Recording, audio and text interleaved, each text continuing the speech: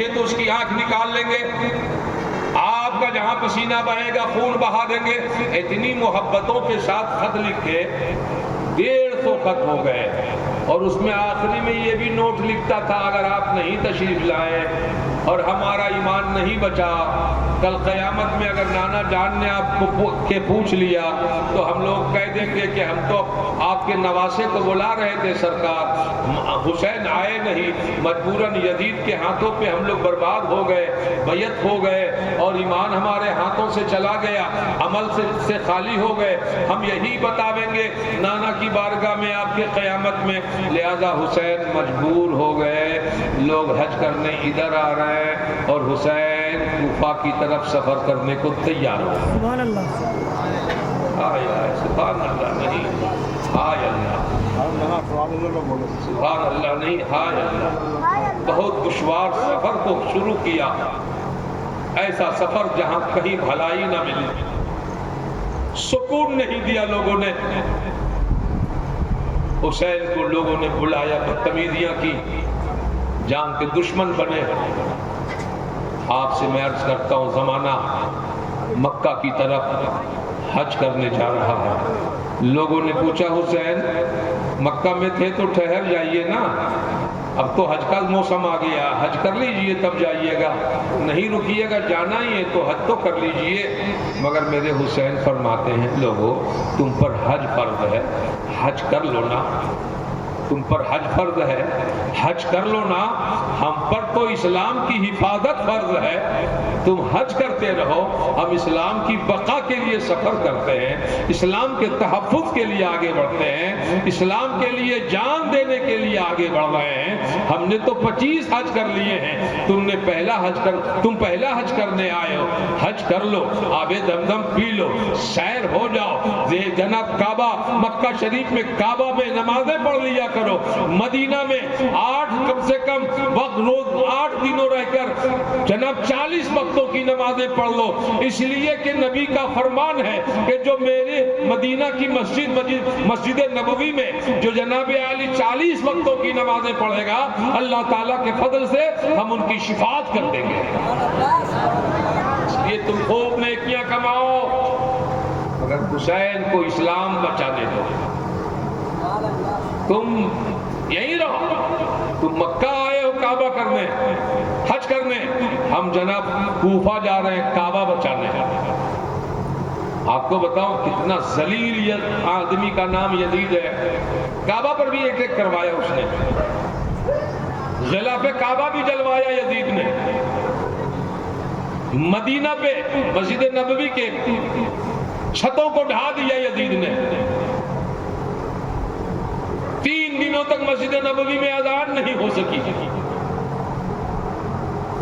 Lock down میں تم پر بھی نمازیں روکی گئی تھی، تم کبھی کبھی پڑھتے ہو، لیکن کتنے پریشان تھے نماز پڑھنے کے لیے۔ اب مدینہ کے صحابیوں پر نماز روک دی گئی تھی، یزید نے حکم لگا دیا تھا مسجد نبوی کوئی نہیں آوے، جو آئے اس کی گردن کاٹ دو۔ 3 دنوں تک مسجد نبوی میں اذان نہیں ہوئی، مگر زمانہ دیکھتا رہا، سنتا رہا کہ صحابی اذان دے نہ دیں، نبی کے مزار سے 5 وقت اذان کی آواز بلند ہوتی تھی۔ فانوس بن کے جس کی حفاظت ہوا کرے، تو شمع کیا بجھے جسے روشن خدا کرے۔ اذان روکی جائے یہ پوسیبل ہی نہیں ہے، ممکن ہی نہیں ہے۔ کل بھی اذان ہوتی تھی، آج بھی ہوتی ہے، قیامت تک ہوتی رہے گی۔ کہہ دو انشاءاللہ، زور سے کہہ دو انشاءاللہ۔ حسین کا قافلہ آگے بڑھتا گیا، دن رات آگے بڑھتا گیا۔ حضرات مگر آپ کو میں عرض کر دوں کہ حسین پاک کا قافلہ ابھی اس میں امام مسلم بھی ساتھ ہے، ان کے بچے بھی ساتھ ہیں، ان کی بیوی بھی ساتھ ہے، ان کے بیٹے بھی ساتھ ہیں۔ بعض مخلصین ملے، اب مکہ والے ملے، امام حسین کو پھر سمجھانے کی کوشش کی گئی، امام حسین کو روک دیا، ٹھہرا دیا اثناء سفر۔ امام مسلم کو بھیجا گیا، ان کے بچے بھیجے گئے کہ دیکھو وہاں کے حالات کیا ہیں. جب یہ دو گئے اپنے بیٹوں کو لے کر، چھوٹے چھوٹے 2 بچے، لیکن وہاں جب گئے تو 40,000 لوگوں نے بیعت کر لیا امام مسلم کے ہاتھ پر کہ ہم حسین کو اپنا خلیفہ مانتے. 40,000 ایک گھنٹے میں 40,000. بہت بڑی فوج تیار ہو گئی. 40,000 فوجیں لڑنے بڑھنے کو تیار ہیں.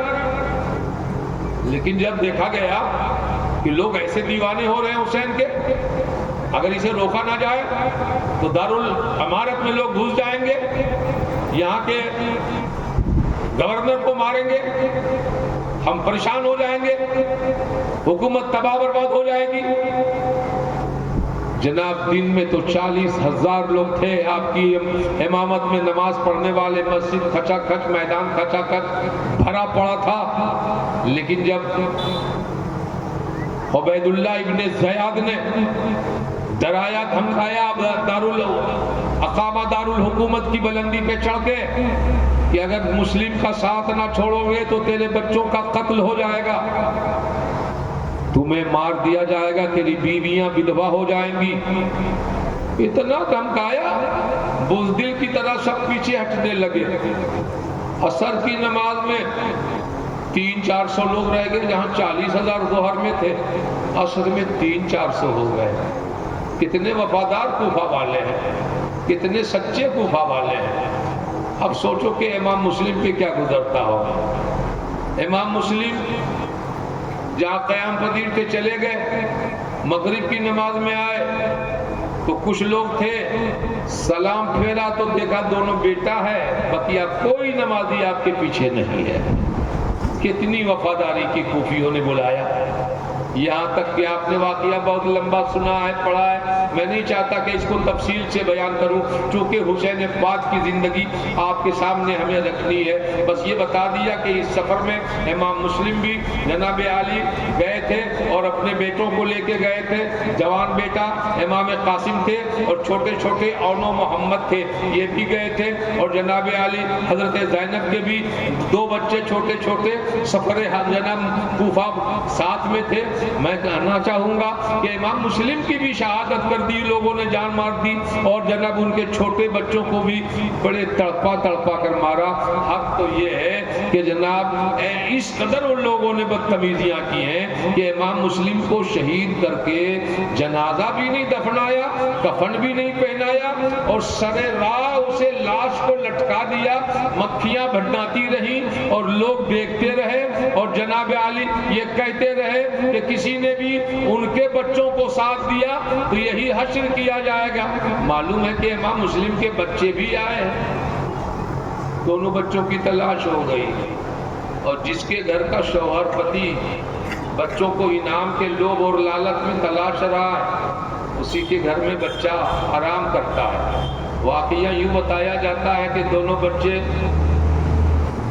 کو وہاں سے جناب ایک عاشق اہل بیت نے نکال دیا اور مدینہ کا راستہ دکھا دیا. کچھ دور گئے تھے بچے، ابھی نہیں معلوم تھا کہ باپ کی شہادت ہو گئی ہے. کچھ دور گئے اور جانے کے بعد راستہ بھول گئے. مدعی لاکھ برا چاہے تو کیا ہوتا ہے؟ وہی ہوتا ہے جو منظور خدا ہوتا ہے. یہ گھوم پھر کر کے پھر وہی کوفہ میں رہ گئے. دیکھا تالاب ہے، مچل جانا. بڑے بھائی چھوٹے بھائی 7 سال 8 سال یا 7 سال 6 سال اتنی عمر کے دونوں بھائی ہیں. پانی کے لیے تالاب نظر آ گیا. کہنے لگے بھائی جان پتہ نہیں زندگی وفا کرے نہ کرے، زندگی پھر باقی رہے نہ رہے، وضو کر لو. وضو کر کے دونوں بھائی نماز پڑھ لو. پورا مجمع بولو جان جانا ہے لیکن نماز نہیں جانے دیں گے.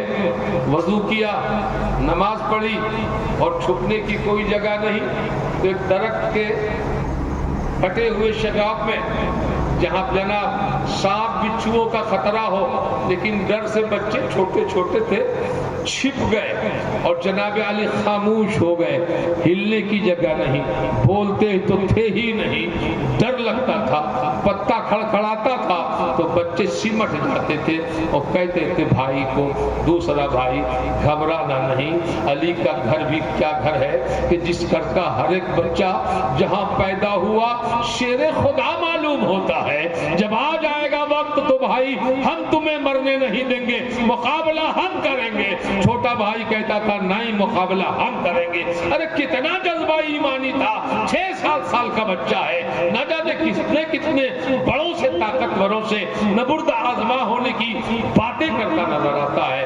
खामोश पड़ा है, सुबह का वक्त है, धूप निकल गई है, एक बुढ़िया आती है, पानी लेना है, जैसे ही घड़ा को पानी के लिए डालती है तो सामने पानी में जनाब एक अक्स नजर आता है, मालूम होता है कोई बच्चा है जो जनाब पेड़ के फटे हुए जगहों पे छुप करके खड़ा है। जैसे ही पलट के देखा तो देखा जनाब पेशानी से नूर की किरणें फूट रही हैं, जनाब दांत ऐसे हैं कि लगता है कि मोती फिट किए गए हैं, जनाब चेहरा ऐसा है कि लगता है फरिश्ते आ रहे हैं और चूम चूम के वापस जा रहे हैं। पानी छोड़ दिया और जाकर कहने लगी बेटा कौन हो तुम, बेटा कौन हो तुम। अब ये कुछ बताते नहीं, घबरा जाते बच्चे तो ही हैं, डरने लगे, आंसू बहने लगे तो अपने आंचल से गुड़िया माँ ने बच्चों की आंखें पोंछ दी और कहने लगी बेटा घबराना नहीं, तुम बताओ न बताओ, तेरी सूरत बताती है कि तू फातिमा के घर के लाडले हो, तेरा चेहरा बताता है कि तू नबी की औलाद हो, तुम्हारा चेहरा बताता है कि तू जनाब अली इमाम हुसैन के खानदान वाले हो। आ बाहर आ जा, आ मेरे दिल में समा जा, आ मेरी आंखों पे बैठ ले, ए लाडले वो सांप बिच्छू की जगह है, निकल जा। कहने लगे कि हमारे बाप को दुश्मनों ने शहीद कर दिया है, हमारी तलाश में है, अब हमें जनाब अली डर लगता है, कौन अपना है जो हमारी हिफाजत करे। बुढ़िया ने कहा जान लो जब तक मैं जिंदा हूं तुम पे आंच नहीं आने दूंगी। घर गया, दोनों गए, बुढ़िया गई, हाथ मुंह धुलाया, खूबसूरत बच्चा लगता था कि अभी आसमान से नाजिल हुआ। बहुत प्यार किया बुढ़िया ने, बहुत प्यार किया, मोहिब्बे अहले बैत थी, बहुत प्यार किया, खाना खिलाया अपने हाथों से, खाओ अपना घर है, घबराना नहीं, अपना घर है, खाओ भरपेट खाओ। भूखे प्यासे बच्चे थे, जितना खाना था शिकम सैर होके खा लिए, मगर घबराहट दूर निकलती नहीं थी, बाहर नहीं होती थी घबराहट दिल से। एक बुढ़िया तसल्ली देती रही, अपने से सीने से चिमटा कर कहने लगी घबराओ नहीं बेटे, ये अपना घर है, खिला पिला लिया और एक कमरे में ले जाके सुला दिया और बाहर से ताला बंद कर दिया ताकि कोई ये ना जाने कि अंदर में कुछ छुपा हुआ है। लेकिन जब रात हुई ना तो किस्मत की बात, उसका शौहर आ गया और आकर कहने लगा कि यार बहुत परेशान हो गया हूँ, बहुत ज़्यादा हैरान हूँ। कहा क्या दिक्कत है? तो कहने लगा इमाम हुसैन मुस्लिम के 2 बच्चे आए हुए हैं कूफा में और मुस्लिम की शहादत के बाद अब उसकी तलाश जारी है। यजीद ने जनाब हुक्म दिया है कि उन बच्चों को जो पकड़ के गिरफ्तार करेगा जनाब उसको बहुत बड़ा इनाम दिया जाएगा, दौलतों से माला माल कर दिया जाएगा। काश के वो बच्चा मुझे मिल जाता तो रातों रात करोड़पति बन जाते, दौलतमंद हो जाते।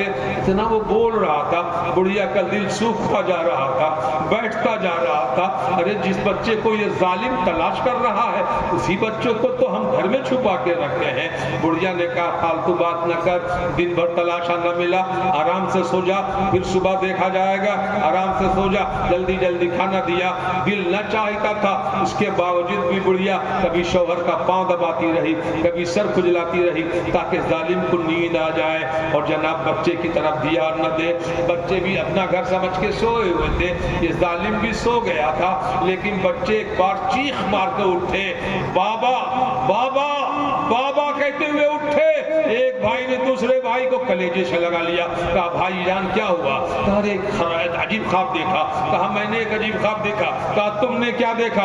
बड़े भाई ने कहा मैंने देखा کہ میرے مصطفیٰ نانا جان میری ماں فاطمہ اور میرے جناب علی دادا حضرت مولا علی مشکل کشا اور میری نانی خدیجۃ الکبریٰ جناب یہ صاحب جناب انتظار میں ہیں اور کہہ رہے ہیں اے ابن مسلم کب آؤ گے، ہم تمہیں انتظار کر رہے ہیں، تمہاری راہیں تک رہے ہیں۔ میرے دوست میں دوسرے بھائی نے کہا بھائی جان ہم نے بھی یہی دیکھا ہے، لگتا ہے زندگی کا آخری لمحہ آ گیا ہے، اب شاید زندگی وفا نہ کرے گی، اب ہم لوٹ کر مدینہ نہ جائیں گے، ہم اب جناب اپنی ماں کا چہرہ نہیں دیکھ سکیں گے، حضرت حسین پاک کا جلوہ نہیں دیکھ سکیں گے۔ اتنا چیخا تھا کہ سوتا ہوا ظالم بدتمیز اٹھا، جگ گیا اور بڑھیا نے کہا یہ بچے کے رونے کی آواز کہاں سے آئی؟ کہا سو جا، پڑوس کا بچہ رو رہا ہوگا، لیکن اس نے محسوس کیا نہیں یہ پڑوس کا نہیں میرے گھر کا روتا ہوا بچہ ہے۔ چراغ جلایا اور جلانے کے بعد تالا جڑا ہوا تھا، کہا چابی لاؤ تالا کھولوں گا، بڑھیا انکار کرتی رہی، ایسا دھچکا دیا مارا ہے ظالم نے کہ بڑھیا جا کے دور گر گئی۔ چابی ہاتھ میں لیا، تالا کھولا تو دیکھا نور کا پیکر، نور کا سمندر، نور کی مورت ایک دوسرے سے چمٹی ہوئی ہے، دونوں بھائی ایک دوسرے کے گلے لگائے ہیں اور جناب آنسو بہتا جا رہا ہے۔ میں تو سمجھتا ہوں کہ آنسو بہ رہا تھا اور آنسو کے قطرے کو فرشتے اپنے ہاتھوں میں اٹھا رہے تھے، زمین پہ گرنے نہیں دے رہے تھے۔ زمین کا وہ ذرہ کہاں تاب لاتا، ارے قیامت سے پہلے قیامت آ جاتی اگر جناب مسلم کے بیٹوں کی آنکھوں کے آنسو کے قطرے زمین پر گر جاتے، ایسا محسوس ہو رہا تھا۔ ظالم آگے بڑھا، بال پکڑا، زلفیں پکڑی، تکلیف ہوئی، کراہ کیا، میں تو گھر سمجھ کے سویا، یہ کون آ گیا؟ دشمن معلوم ہوتا ہے۔ پوچھا کون ہو؟ کہا کون ہو؟ کہا میں تمہاری تلاش میرا دن بھر پریشان تھا اور تم میرے گھر میں سویا ہے، چل باہر نکل۔ اب سوچنے لگے کہ آخر وہ خاتون کہاں گئی، بچوں کی زلفیں پکڑ کے باہر نکالا اور نکال کے دونوں کو رسیوں سے باندھ دیا۔ کتاب پڑھو گے تو دل باہر آ جائے گا۔ جس کو زمین پہ چلنا نہیں آتا ہو ٹھیک سے، جو غریب الوطن ہو، جس کے باپ کو مار دیا گیا ہو، کوئی شفقت سے ہاتھ بھی سر پہ رکھنے والا نہیں ہو، غریب الوطنی کا شکار ہو، ایسے میں کوئی رسیوں سے باندھ دے، پھول جیسے جسم کو باندھا گیا۔ بڑھیا اٹھ کر آئی، پھر دھکا مارا، پھر کنارے گر گئی، گھسیٹنا شروع کیا، لے گیا آگے، سمندر کے قریب لے گیا، بندھن کو کھولا، اب تلوار اٹھائی۔ چھوٹے بھائی نے کہا اے ظالم، مارنا چاہتا ہے تو پہلے مجھ کو مار، بڑے بھائی کی موت میری آنکھیں نہیں دیکھ سکتی ہیں، پہلے میری گردن کاٹ دے۔ ہے مسلمانوں میں آج حوصلہ، ہے مسلمانوں میں یہ جناب جذبہ، میرے بڑے بھائی پہ ہاتھ نہ ڈال، میری گردن کاٹ دے۔ بڑا بھائی کہتا ہے نہیں میری گردن کاٹ۔ جیسے ظالم بڑے کی طرف تلوار اٹھاتا، چھوٹا بھائی سامنے حائل ہو جاتا ہے، چھوٹا بھائی صاحب بے ہاتھ جناب تلوار کھینچتا ہے، بڑا بھائی حائل ہو جاتا ہے، پہلے مجھے، اسی بیچ میں پھر جناب اس کی بیوی بڑھیا خاتون آ گئی اور دونوں بچوں میں لپٹ گئی۔ لپٹنے کے بعد جناب ایسا ہوا کہ انہوں نے اسے پکڑا اور پھر جو پھینکا ہے طاقت سے، وہ بڑھیا پتھر سے ٹکرائی، جان بلب ہو گئی، روح نکل گئی اور بڑھیا نے ان یتیم بچوں پہ اپنی جان کو قربان کر دیا اور کہتے کہتے چلی گئی، اے حسین کے گھر والوں گوار ہے نا، میں نے اپنی زندگی میں بچوں پہ آنچ نہیں آنے دیا، بس قیامت میں اس بھرم کو یاد کر لینا کہ آج ہم نے ان بچوں پہ اپنی جان قربان کر دی۔ تلوار اٹھائی، ایک بھائی کی گردن کاٹ دیا، تڑپتی ہوئی لاش کو بھائی دیکھ کر برداشت نہ کر سکا، دیر نہ ہوئی کہ پھر دوسری تلوار اٹھی اور نور کے پیکر کو قربان کر دیا، اسے بھی کاٹ دیا۔ میرے دوستو، سچ یہ ہے کہ ظالم نے وہ ظلم کیا کہ قیامت تک اس کی بخشش کی کوئی امید نہیں ہے۔ کل یہی سارا خون امت کی بخشش میں کام آئے گا۔ امت کے نام پر لوگوں نے اپنی جان دے دی ہے، اسلام کی حفاظت کے لیے اپنی قربانیاں دے دی ہیں۔ دونوں جسم کو پانی میں ڈال دیا، پانی میں ڈال دیا، اللہ نے پانی کے اندر اسے قیام دیا، اندر لاش گئی، جم گئی۔ مگر یاد رکھنا مسلمانوں، وہی آدمی جب وقت آتا ہے بعد میں یہ دونوں کے سروں کو لے کر کے پہنچتا ہے جب عبداللہ ابن زیاد کے پاس، اور اس نے کہا کہ تمہیں جناب سر تو مانگا نہیں تھا، قید کر کے بچوں کو کہا تھا لانے، اگر یزید نے بچوں کا مطالبہ کیا تو کہاں سے لائیں گے؟ تمہیں تو قید کرنے کو کہا تھا، تم نے تو مرڈر کر دیا ہے۔ اب تمہارا بھی انجام وہی ہوگا جو تم نے بچوں کا انجام کیا ہے۔ جیسے کو تیسے، کما تو دین و تدان، ٹیٹ فور ٹائٹ، جیسا کرو گے ویسا بھرو گے۔ عبیداللہ ابن زیاد نے کہا ایک جناب اپنے کمانڈر کو کہ جہاں بچوں کا قتل ہوا ہے اسی جگہ پہ لے جا اور اس کی بھی گردن مار دے۔ انصاف کر دیا، لالچ میں آگے بڑھا، آل پیغمبر کے خون سے اپنے دامن کو زہر آلود بنایا۔ جناب گھنٹوں نہ جی سکا، موت کے منہ میں چلا گیا۔ جب لاش اس کی پانی میں ڈالی گئی تو پانی سے ایسے اچھال دی جاتی تھی لاش کو جیسے کسی نے اٹھال کر کے باہر پھینک دیا۔ برابر لاش ڈالی گئی، برابر پانی سے اوپر آ گیا۔ مجبور ہو کر اس نے اس کی لاش چھوڑ دیا ساحل سمندر، اور کتے، بلی، جانور، درندے اس کی لاش کو نوچتے رہے، ہڈیاں چور کرتے رہے۔ دیکھا آپ نے، جو آل پیغمبر کو نہیں سمجھتا ہے پروردگار کی طرف سے اس کو ایسا ہی عذاب میں مبتلا کیا جاتا ہے۔ بولو تم حسین والے ہو کہ نہیں؟ بولو نا۔ آج تو مجمع لگتا ہے بہت دور تک ہو گیا ہے۔ چلو بہت اچھا ہے۔ اچھا، تقریباً میرا بھی وقت ہو جا رہا ہے، 2-4 منٹ سن لیجئے۔ اس کے بعد کی بات امام حسین نے کیا کیا، حسین کے ساتھ کیا ہوا اور حسینیوں کے ساتھ کیا ہوا۔ تاریخ کربلا، مارکہ کربلا، شام کربلا، وجہ کربلا، مقصد کربلا، فلسفہ کربلا، کربلا کی وجہ کیا تھی، سبب کربلا، انشاءاللہ آپ کو بتاؤں گا تو آپ کی آنکھوں میں آنسو نہیں رکنے والے ہوں گے، اس لیے کہ ظلم کی انتہا کربلا میں کر دی گئی ہے اور صبر کی انتہا حسین نے کربلا میں دکھا دیا ہے۔ ایک طرف ظلم انتہا پہ اور ایک طرف صبر انتہا پہ۔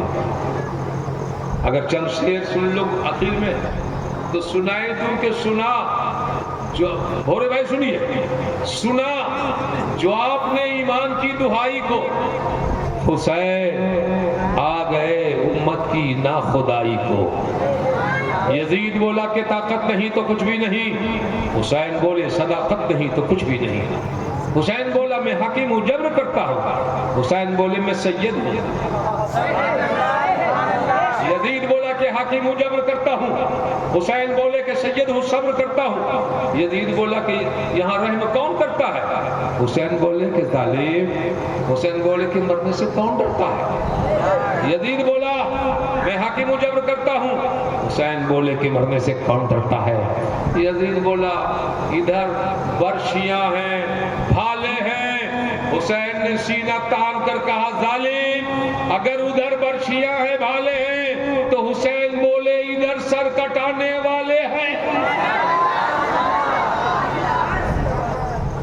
حسین بولے ادھر کٹانے والے ہیں، کریں گے وار جو ظالم تو زخم کھا لوں گا، میں اپنے خون سے امت کو بخشوا لوں گا۔ یہ حسین ہے جو کربلا کے قریب اب ہو رہے ہیں، ہم نے یہاں تک آپ کو پہنچایا ہے۔ انشاءاللہ تعالیٰ اس میدان کو جسے میدان ماریا بھی کہتے ہیں، اس میدان کو جسے میدان کف بھی کہتے ہیں، اس میدان کو جسے میدان کربلا بھی کہتے ہیں، اس میں آپ کو اتاریں گے ہم، اور آپ کو دکھائیں گے منظر ایسا کہ جناب آپ تو بات سن رہے ہوں گے مگر آپ کا دل و دماغ میدان کربلا کا طواف کر رہا ہوگا، لگ رہا ہوگا آپ کو کہ اب آپ اپنی کھلی آنکھوں سے میدان کربلا کے ذرات کو دیکھ رہے ہیں۔ اتنا قریب انشاءاللہ آپ کو میں کربلا سے کر دینے کی کوشش کروں گا۔ میرے بھائی امام حسین کے قربان آؤ، حسین کے اس جناب سیرت کو اپناؤ، حسین کے طور طریقے کو اپناؤ، حسین کے نام پہ جذبہ قربانی پیدا کرو۔ حسین نے نماز پڑھی ہے کربلا میں، تم مسجدوں میں نماز پڑھو۔ حسین تپتے ہوئے ریت پہ پڑھی نماز، تم تعلیم کے پنکھے کے نیچے نماز پڑھو۔ جناب صحرا میں، جنگلوں میں، بیابان میں پڑھو۔ یاد ہے؟ ہم کو نہیں یاد ہے مگر آگے زبان پہ بھولے تو بتا دیں۔ صحرا میں، جنگلوں میں، بیابان میں پڑھو۔ مینار گر گئے ہو تو میدان میں پڑھو۔ صحرا میں، جنگلوں میں، بیابان میں پڑھو۔ مینار گر پڑے ہو تو میدان میں پڑھو۔ اور یہ بے خبر نجومی تمہیں کیا بتائیں گے؟ کل ہونے والا کیا ہے قرآن میں پڑھو۔ کل ہونے والا کیا ہے قرآن میں پڑھو۔ اللہ تبارک و تعالیٰ توفیق دے۔ ہاں تو بالکل پڑھیے، جلسہ آپ کا ہے، مجمع آپ کا ہے، ارے ہم تو 10 دنوں کے لیے آپ سے کنیکٹ ہے، کہاں جائیں گے، کب آپ ہم کو دیکھیں گے، کب پوچھیں گے؟ لہذا آپ جلسہ جیسے چلا میں، اس کے بعد حافظ صاحب کچھ شعر پڑھیں گے، پڑھنا بھی چاہیے، سمجھنا بھی ہے۔ آپ حضرات پورے مجمع